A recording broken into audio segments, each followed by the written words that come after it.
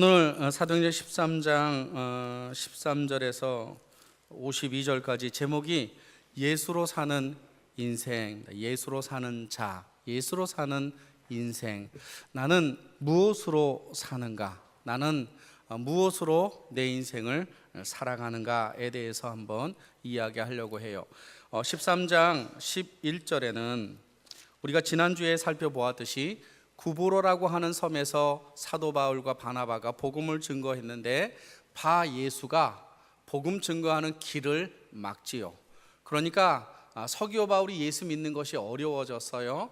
바울과 바나바, 특별히 바울이 이 바 예수의 눈을 멀게 만들어 버립니다. 11절, 보라 이제 주의 손이 내 위에 있으니 내가 맹인이 되어 얼마 동안 해를 보지 못하리라 하니 즉시 안개와 어둠이 그를 덮어 인도할 사람을 두루 구하게 되었어요. 기적이지요, 역사지요, 표적이 일어난 거예요. 그랬더니 예수 믿기 어려웠던 서기오 바울이 12절에 이에 총독이 그렇게 된 것을 보고 믿었다 그랬어요. 기적이 일어나서 서기오 바울이 예수 믿은 사건을 기록하고 있어요. 그런데 구브로라고 하는 섬에서 배를 타고 북쪽으로 올라가면 비시디아 안디옥이라고 하는 곳이 등장해요.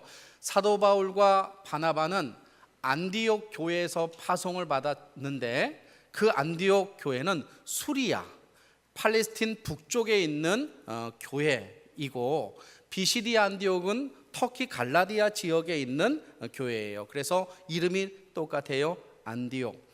비시디아 안디옥 교회에 올라가서 복음을 증거했는데 기적 없었어요.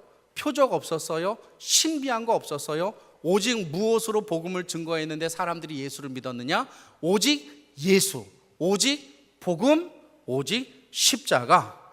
여러분, 우리가 이 땅을 살아갈 때 우리의 믿음이 기적과 이사와 다른 어떤 것들도 신앙 성장에 있어서 필요하긴 하지만 우리의 삶을 지탱하는 것은 순수한 복음인 줄로 믿습니다.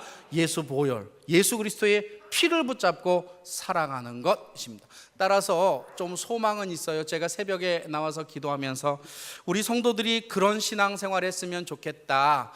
예수님 붙잡고 살았으면 좋겠다. 교회 붙잡고 사는 것이 아니라, 교인 붙잡고 사는 것이 아니라, 나 잘 될 것 붙잡고 사는 것이 아니라 오직 예수 십자가 붙들고 살았으면 참 좋겠다. 그런 생각했어요. 모두 다 그런 믿음의 귀한 삶을 살기를 간절히 축원합니다. 오늘 본문에 보면 그래서 사도 바울이 비시디 안디옥에게서 복음을 증거했는데 복음이란 무엇일까? 오늘 13장 17절, 이 이스라엘 백성의 하나님이 우리 조상을 택하시고, 아브라함 얘기하는 겁니다. 구약 성경을 이야기하기 시작했어요. 바울이 설교를 하는데 하나님이 아브라함을 선택하시고, 그리고 70인의 사람이 애굽에 내려갔다가 하나님이 모세를 통하여 그들을 이끌어내시고 광야에서 40년 동안 그들에게 끊임없이 그들을 참으시고 그들을 인도하셨고, 가나안 땅에 들어가서 여호수아를 중심으로 하나님 나라를 세웠고, 하나님이 그들이 요구하는 사울 왕을 주셨고 다윗 왕을 주셨는데 그 다윗 왕의 후손이 누구냐? 바로 예수 그리스도다. 오늘 본문 23절, 하나님이 약속하신 대로 이 사람의 후손에서 이스라엘을 위하여 구주를 세우셨으니 곧 예수라. 너희들이 예수를 십자가에 못 박혀 죽였지만 하나님은 그를 다시 살리셨다. 그 살리신 그분을 의지하고 그분을 힘입어 사는 것이 믿음의 삶이다. 이렇게 가르치는 거예요. 따라서 38절, 그러므로 결론적으로, 그러므로 형제들아 너희가 알 것은 이 사람 예수, 이 예수로 말미암아 이 예수를 힘입어 죄사함을 너희에게 전하는 이것이며. 여러분, 우리에게도 예수가 우리의 죄를 해결해 주신 줄로 믿습니다. 죄인이기 때문에 사실은 이 자리에 나와요. 내가 아직도 죄인이라고 느껴지지 않거나 인정하고 싶지 않은 분들은 계속 들으세요. 그냥 오셔서 내가 죄인인데 누구로 말미암아? 예수로 말미암아 예수를 힘입어 죄사함을 얻는다. 근데 여기에 등장하는 38절, 그러므로 형제들아 너희가 알 것은 이 사람을 힘입어라고 하는 단어의 동그라미를 딱 치세요. 힘입다, 힘입어. 이 힘입어라고 하는 이 동사가 원래 헬라어는 힘입다라는 뜻이 아니고 디아라는 뜻은 뭐냐? 무엇을 통하여, 영어로는 through. 무엇을 통하여. 제가 다시 읽어볼게요.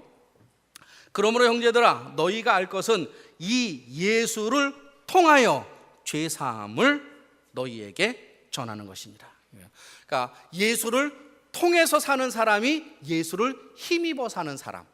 우리가 예수님을 힘입어 산다라는 뜻이 무엇일까? 예수를 통해서 예수만을 의지하고 예수만을 바라보고 살아가는 것, 그것이 힘입어 사는 것이고, 두 번째 39절, 또 모세의 율법으로 너희가 의롭다 하심을 얻지 못하던 모든 일에도 이 사람을 힘입어, 동그라미 딱 치세요. 여기에서 말하는 이 힘입어는 n입니다. n은 영어로 in입니다. in. 번역을 제가 다시 해볼게요. 또 모세의 율법으로 너희가 의롭다 하심을 얻지 못하던 모든 일에도 이 예수 안에서 믿는 자마다 의롭다 하심을 얻는 것이다. 그래서 예수를, 이 사람을 힘입다라고 하는 이 뜻은 예수를 통하여 살고 예수 안에서 산다. 이게 우리가 오늘 생각해 볼 것. 우리는 누구를 믿어요? 예수. 왜요? 그분이 우리의 죄를 해결하셨고 율법이 해결할 수 없는 의인의 삶을 살도록 우리를 의인으로 만들어 주셨어요. 그러면 여기 계신 모든 사람들은 다 누구 안에 있는 거예요? 예수 안에 있는 것이고 예수를 통하여 살아가는 사람인 거예요. 그것을 성경은 예수를 힘입다라고 말하는 것이죠. 다윗과 골리앗 싸움에 보면 다윗이 전쟁터에 도시락을 가지고 나가요. 다윗이 왜 전쟁터에 도시락을 가지고 나갔는가? 고대 전쟁은 자기 식량을 자기가 챙겨가지고 나가야 돼요. 기드온도 자기 양식 챙겨가지고 전쟁터에 나갔죠. 염소를 잡아가지고. 형들이 블레셋과 대전을 하는데 전쟁은 일어나지 않고 저쪽에서 한 사람이 나와가지고 야 이스라엘 나쁜 뭐 이렇게 힘없는 것, 또 저쪽에서 나와가지고 야 블레셋 칠려면 한번 쳐봐라 막 이런 대진만 하고 있는 거예요. 시간이 흘렀어요. 아마 식사가 많이 떨어졌겠다 이런 생각이 들었던 아버지가 막내 아들이었던 이 다윗에게 도시락을 배달시켰어요. 딱 갔더니 형들이 대뜸 소리 지르는 거예요. 야 이놈아, 이 전쟁터에 네가 왜 왔어? 이 전쟁터가 장난인 줄 알아? 너 이렇게 막 이렇게 기를 확 죽이죠. 사울 왕에게 가서 내가 오늘 저 골리앗, 이스라엘을 욕보이게 하는 저 골리앗과 한번 싸워보겠습니다. 그랬더니 사울 왕이 뭐라고 그래요? 기를 확 죽여. 어떻게 죽여요? 너는 소년이나 저는 어려서부터 용사라. 아니 말이 안 되는 게 있어요 이게. 너는 소년이나 저는 어려서부터 용사. 왜 다윗이 어려서부터 용사가 아니? 그때 15세 때였는데 곰도 잡고 사자도 잡고 막 이랬을 텐데 기를 확 죽여요. 보통 사람 같으면 이 정도 되면 기가 확 죽어요. 그래도 다윗은 누구에게 나가요? 골리앗에게 나가지요. 골리앗에게 나갔더니 또 골리앗이 기를 죽이네. 뭐라고 기를 죽이느냐? 야 내가 갠 줄 아냐? 너 막대기 가지고 나오는데 내가 갠 줄 아냐? 너 이제 죽었다. 이렇게. 그때 다윗은 위축되지 않고 뭐라고 골리앗에게 얘기했느냐? 나는 만군의 여호와를 힘입어 내게 나간다 했어요. 나는 만군의 여호와의 이름으로 내게 나간다. 여러분, 주의 이름으로 사는 사람은 감당할 수 없음을 믿습니다. 우리가 성경을 보면 다니엘서에 다니엘이 85세가 되어서 어디로 끌려 들어가요? 사자굴에 끌려 들어가요. 기도하지 말라고 그랬는데 하루에 3번씩 기도하니까 사자굴에 집어넣지요. 근데 사자굴에서 넉넉하게 일어나요. 왜 다니엘이 타협하지 않았느냐? 15세 때 바벨론으로 끌려가서 70년을 살았어요. 지금 85세니까 70년을 살았는데 하나님 붙잡고 사는 인생 손해보는 거 없더라. 이런 거 이럴 때 아멘 하고 그러면 좀 좋겠죠, 그죠? 하나님 만난 인생 부족함이 없더라. 그가 그걸 느낀 거예요. 목숨 걸고 그가 하나님께 기도해 사자굴에 자신 있게 들어가죠. 그는 사자굴에 들어가서 하나님의 일하심을 보게 되죠. 여러분, 하나님 만나는 사람 감당할 수 없음을 믿습니다. 우리가 이왕 예수 믿는 것, 우리가 예수를 의지하는 것, 우리가 어떻게 살아야 돼요? 나는 예수로 산다. 나는 예수로 산다. 나는 예수를 힘입어 산다. 그런 저와 여러분 되기를 강력하게, 아니 간절히 축원합니다. 강력하게 축원합니다도 될까? 강력하게, 이것도 아닌 것 같은 느낌이 또 확 드는 거예요. 자, 그러면 내가 예수로 산다라고 했을 때 예수로 사는 사람은 어떻게 사는 게 예수로 사는 것이냐 이거예요. 여러분 다 예수로 산다고 말하고 있지 않습니까? 예수로 살기 때문에 이 자리에 있는 거 아닙니까? 예수로 산다는 게 도대체 무엇일까? 바울과 바나바를 통해서 우리가 한번 생각해 보려고 해요. 42절에 그들이 나갈새 사람들이 청하되 다음 안식일에도 이 말씀을 하라 그래서 어떤 말씀을? 순수한 복음. 여러분, 우리가 이 땅을 살 때 절대로 놓치지 말아야 할 거, 만약에 우리의 믿음이 침체되고 우리가 어려운 일들을 당해서 좌절하고 낭망해 있을 때 무엇 잡아야 되느냐 하면 오직 예수만 잡으면 돼요. 예수 그리스도의 보혈의 능력과 은혜와 그 예수 피를 붙잡으면 우리가 온전히 회복될 줄로 믿습니다. 그 이야기에 이방인들이 깜짝 놀라고 더 듣고 싶어 하는 거, 모르니까, 잘 모르니까 다음 안식일에도 오면 너 이 말씀을 이렇게 전하라 이렇게 했어요. 찬양대 다음 주일날 제가 또 이 말씀을 증거할까요? 아니에요. 다양한 거 먹이면 뭐해? 기억을 못하는 걸. 얼마나 감사한지. 다음 주에도 이 말씀을 하라 그랬어요. 알았다. 그리고 돌아가는데 희한한 일이 있었어요. 43절 회당의 모임이 끝난 후에 유대인과 유대교에 입교한 경건한 사람들이 많이 바울과 바나바를 쫓기 시작했다. 따르다, 붙잡다, 쫓다 이런 거예요. 바울과 바나바를 쫓아가기 시작했어요. 왜? 우리는 다음 안식일까지 못 참겠다. 하나님의 말씀을 지금 듣지 않으면 우리는 안 되겠다. 그리고 바울과 바나바를 쫓아가는 거예요. 그런데 바울과 바나바가 자기를 쫓아오는 그 이방인들에게 뭐라고 말하느냐? 두 사도가 더불어 함께 말하고 항상 하나님의 은혜 가운데 있으라라고 말하는 거예요. 얘들아, 너희들이 지금 말씀 듣기 위하여 나와 바나바를 사람을 따라오는데 사람 쫓아오는 게 믿음이 아니야. 사람 따라가는 게 믿음이 아니라 오직 은혜 가운데 붙어 있는 것이, 이것이 믿음이야 라고 말하는 거예요. 그래서 여러분, 우리가 예수로 사는 사람들에게 나타나는 중요한 요소 중에 하나는 사람을 따르지 않고 은혜를 붙잡고 살게 될 줄로 믿습니다. 그래서 예수로 산다는 것은 사람이 아니라 은혜를 붙잡고 살아가는 것. 왜 그럴까요? 바울과 바나바가 생각할 때 자기의 인생도 돌아보니까 사람 붙잡고 살지 않고 은혜 붙잡고 사니까 자기의 인생이 여기까지 온 거예요. 고린도전서 15장 10절에 바울은 스스로 자기에게 이렇게 얘기해요. 자기의 삶을. 그러나 내가 나된 것은 하나님의 은혜로 된 것이니.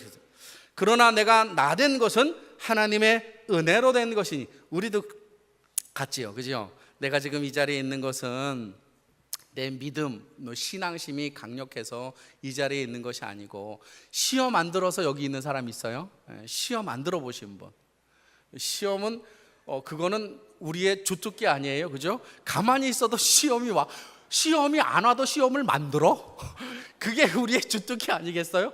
근데 그런 시험 가운데에서도 우리가 이 자리에 앉아 있다라고 하는 이것 사실 하나가 하나님의 은혜인 줄로 믿습니다. 역경과 고난 속에서 주님의 은혜가 없이 우리는 살 수 없어요. 그걸 바울이 안 거예요.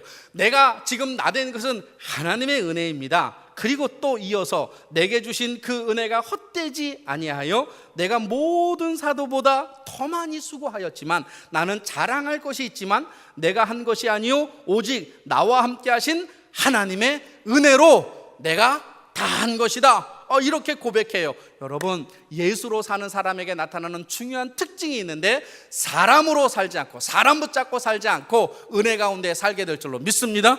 찬양 하나 할까요? 그거 있잖니, 그거 갑자기 아까 이렇게 하는데 부르고 싶었어요.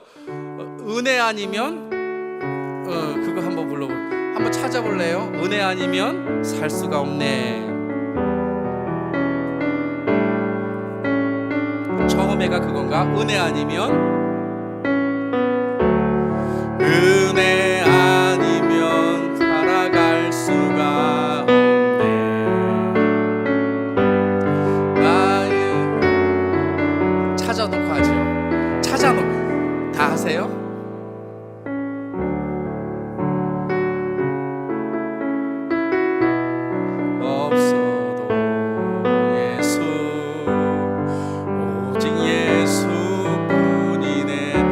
한번 할까요? 은혜 아니면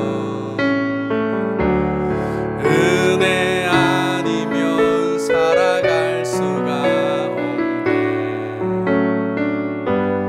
나의 모든 것이니 세상 모든 것 없어도 오직 예수뿐이네. 주의 은혜가 없으니까 이게 안 되네. 다시 한번 할까요? 크게 다시 한번 합시다. 네. 은혜로 용서하시고, 은혜 아니면 찾은 게 아니었어?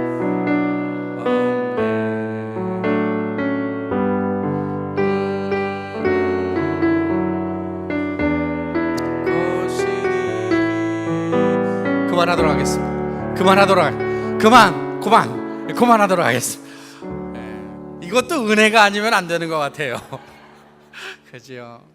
이 땅을 살아갈 때 우리는 무엇을 붙잡고 살아가야 할까? 하나님의 은혜, 나 같은 자를 구원하시고 십자가에서 나의 생명을 살리신 주님의 은혜, 그 은혜가 없을 때 우리는 넘어지게 될 줄로 믿습니다.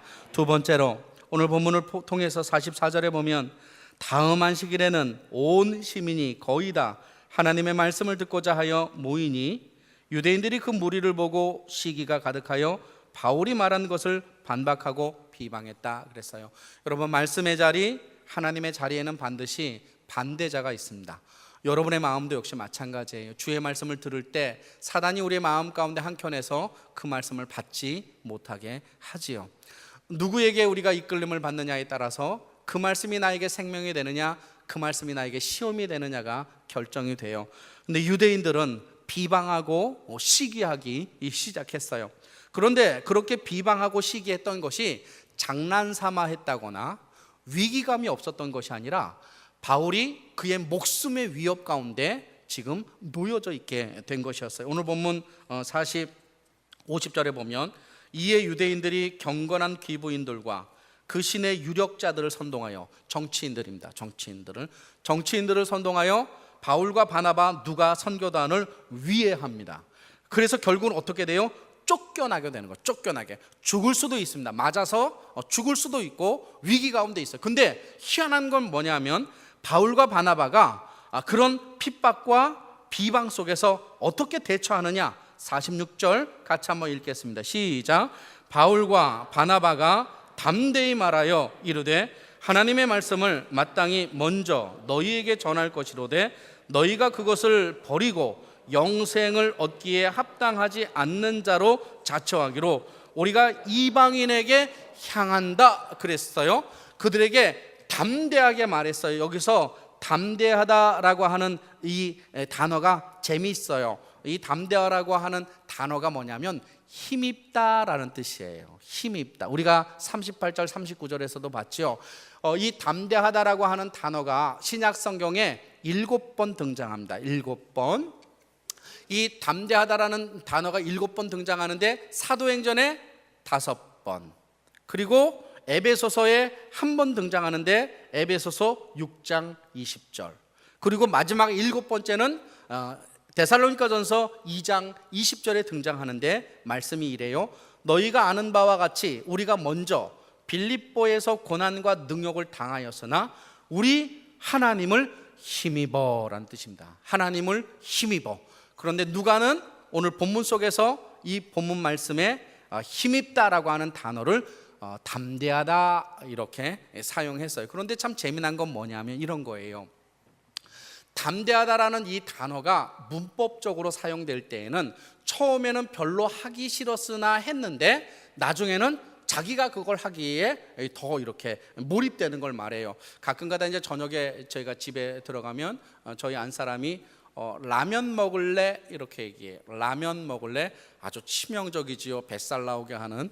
제가 이렇게 된 것은 다 우리 아내가 라면을 먹을래라는 유혹에 넘어가서 라면 먹을래. 근데 처음에는 별로 그렇게 먹고 싶지 않아요. 근데 라면을 끓이는 냄새를 맡으면 이상하게 라면을 먹고 싶어요.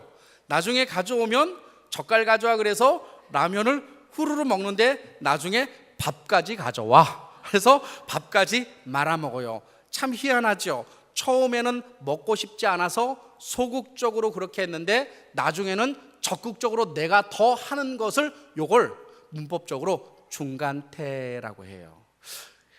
동사에는 능동태와 수동태가 있는데, 능동태는 내가 그 일을 하는 거예요. 내가 라면을 끓이는 거예요. 수동태는 끓여오면 내가 먹는 거예요. 끓여주지 않으면 안 먹어요. 근데 중간태는 뭐냐면, 처음에는 별로 그렇게 하고 싶지 않았으나 끓여다 주어서 내가 먹었는데 어떤 힘에 의하여서 더 많이 하게 되는 것. 그래서 그 단어의 결과에 영향을 받는 것을 중간태다. 어렵다.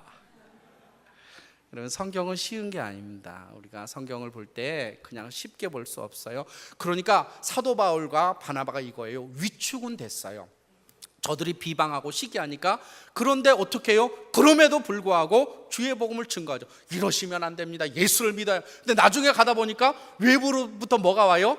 담대함의 마음이 오기 시작해요. 누가 주시는 담대함? 하나님이 주시는 담대함으로 오히려 담대함이 그의 마음 가운데, 그의 삶 가운데 더 넘치게 되는 거예요. 따라서 두 번째, 예수로 사는 사람들은 위기 중에도 담대함을 주시는 주님을 경험하게 되는 거예요. 뭐라고요? 위기 중에도 담대함을 주시는 주님을 경험해요. 여러분 아닐 것 같지만 여러분도 그렇잖아요. 힘들고 어려웠는데 어느 날 갑자기 기도 한번 해보려고 하는데 기도를 통해서 우리 영혼이 회복되는 것들을 경험하잖아요. 아멘 안 해도 되고. 힘 주시는 것, 담대함을 주시는 것. 예수로 산다는 것은 우리가 위기 가운데서도 담대하시는 주님을 의지하고 믿음으로 산다는 것. 이번 한 주간도 그렇게 살기를 축원합니다. 마지막 세 번째, 예수로 산다는 것은 무엇일까?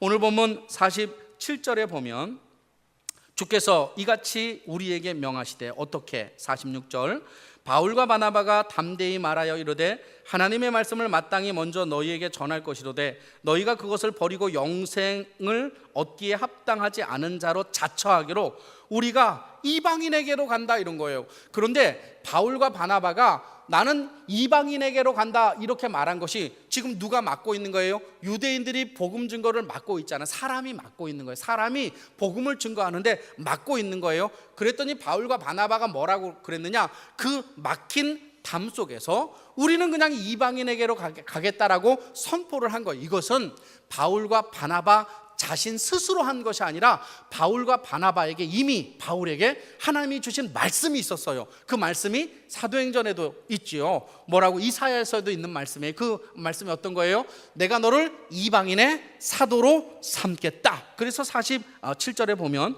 주께서 이같이 우리에게 명하시되 내가 너를 이방의 빛으로 삼아 너로 땅끝까지 구원하게 하리라 라고 이미 바울은 하나님의 말씀을 받은 거예요. 여러분, 우리의 삶 가운데 인생이 막힐 때 길이 있는데 말씀이 길인 줄로 믿습니다. 우리가 이 땅을 살아갈 때 어둡고 힘든 일이 얼마나 많겠어요. 저는 요즘이 너무 힘들고 어려워요. 뭐가 어렵고 힘드냐면 세상이 다원주의가 돼가지고 이 중에서도 동성연애를 인정하는 사람들도 아마 있을 거예요. 동성이 왜 나빠? 이렇게 생각하시는 분들도 있을 거예요. 예수를 믿으면서도. 또 왜 기독교만 진리여야 되느냐? 이렇게 생각해요. 왜 기독교만 진리여야 되는가? 불교는 진리이면 안 되는가? 누가 그래요? 목사들이 그렇게 외치면서 교단 교류를 이렇게 막 하고 이런 일들이 있어요. 저는 목양을 하면서 가장 중요한 것이 무엇이냐라고 생각한다면 세상에 절대 진리가 없고 다양한 진리들이 있다라고 말하지만 저는 오직 복음만이 진리인 줄로 믿습니다. 싫으면 안 오셔도 돼요. 싫으면 안 오셔도 돼요. 정말입니다. 우리가 이 땅을 살아갈 때 오직 예수만이 길이고 오직 예수만이 우리의 인생에, 그분만이 우리의 삶에 섬겨야 할 대상이라고, 하나님만이 그분이라고 우리가 믿지 않는다면 뭐하러 여기 모여서 무슨 친목회 하나요? 점심 먹으러 오나요? 그건 아니지 않습니까? 그러므로 우리의 인생에 어렵고 힘든 일이 생길 때 우리는 말씀을 따라가야 할 줄로 믿습니다. 하나님의 말씀은 살아있고 하나님의 말씀은 운동력이 있어요. 이게 무슨 얘기예요?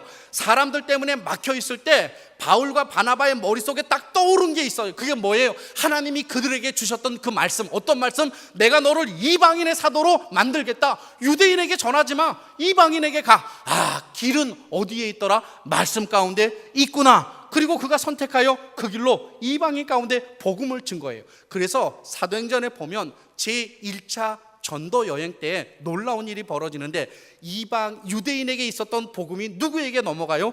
이방인에게 넘어가는 그 일이 오늘 본문 여기에 등장해서 나타난 거예요. 그러면서 50절에 보면 48절에 보면 이방인들이 듣고 기뻐하여 하나님의 말씀을 찬송하여 영생을 주기로 작정된 자는 다 믿더라 믿지 않더라? 믿더라. 말씀은 막을 수가 없는 거예요. 말씀은 누가 구원받았는지 누가 구원받지 않았는지 그 말을 하는 것이 아니라 하나님이 한번 은혜를 주시고 하나님이 한번 말씀하시면 그 말씀은 저지가 되지 않는다라고 하는 거예요. 그래서 아무리 버팅기고 아무리 예수 안 믿으려고 그래도 예수님을 믿을 수밖에 없고 말씀을 따라 살 수밖에 없어요. 제가 비유 하나 들어드릴게요. 극락의 불납이라고 하는 25년 전에 쓴 책이 하나 있어요. 극락의 불납이. 이게 김성화 목사님이신데 이분이 승려였어요. 승려. 이분이 그 수학 선생님을 하다가 고등학교 수학 선생님을 하다가 희노애락, 인생의 희노애락이 이게 해결이 안 되는 거예요. 어떻게 해야지 희노애락의 길을 찾을 수 있을까 고민을 하다가 승려가 된 거예요. 다 때려치고 승려가 딱 됐죠. 이제 시골 산골에 가서 이제 저를 이제 섬기는데 그 조그만 마을이 있는데 그 마을은 도시하고 너무 많이 떨어져 가지고 아이들 교육이 안 되는 거예요. 근데 이게 사람들이 알았어요. 스님이 수학 교사 출신이라고. 그러니까 수학을 아이들에게 가르치겠다고 애들을 모아가지고 스님을 초빙해서 수학 공부를 이렇게 하고 있었어요. 조금 지나니까 그 학부형 중에 한 명이 성경책을 들고 왔어요. 그래가지고 이 김성화 이 스님에게 성경책을 딱 주면서 성경 읽고 예수 믿으세요. 그랬더니 성경 읽고 예수 믿으세요. 얼마나 자존심이 상했겠어요. 지는 머리 깎고 이게 승이 되었는데 예수 믿는 사람이 성경책 가져와가지고 예수를 믿으라고 그러니 내가 핫바지인가? 뭐 이러면서 내가 도대체 불교를 어떻게 믿길래 저 사람이 나에게 예수 믿으라고 성경책을 가지고 오나 그 생각이 이렇게 막 머리에 있었어요. 읽지 않았죠. 덮어두었죠. 그런데 시간이 흘러서 다른 데로 이렇게 이관을 하게 되었어요. 떠나기 전에 그 부모가 다시 성경책을 들고 온 거예요. 이 성경책 읽고 예수 믿으세요.